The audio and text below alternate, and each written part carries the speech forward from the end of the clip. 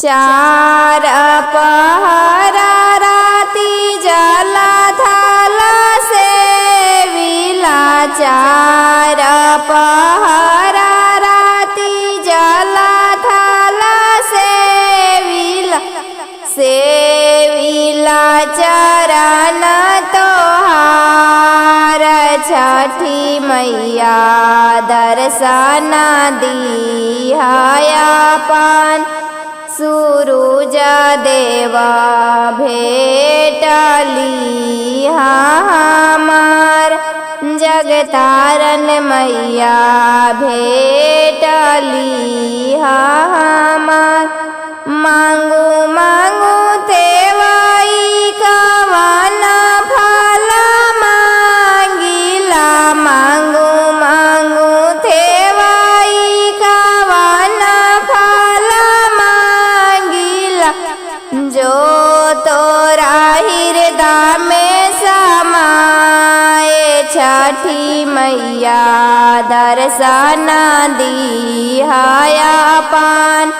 सूरुज देवा भेटली हमार। जगतारन मैया भेटली हमार। नैहरा में मांगिला भाई रे भतीजवा। नैहरा में मांगिला भाई रे भतीजवा। ससुरा में सहन भंडार छठी मैया दर्शन दिहायापन। सूरुज देवा भेटली हमार। जगतारन मैया भेटली हमार। सभवा बैठन के ससुर मांगिला। सभवा बैठन के ससुर मांगिला। मचिया बैठन के सास छठी मैया दर्शन दिहायापन। सूरुज देवा भेटली हमार। जगतारन मैया भेटली हमार। घोड़ावा चढ़न केरा राजा बेटा मांगिला। घोड़ावा चढ़न केरा राजा बेटा मांगिला। डोलिया चढ़न के पुतो छठी मैया दर्शन दिहायापन। सूरुज देवा भेटली हमार। जगतारन मैया भेटली हमार।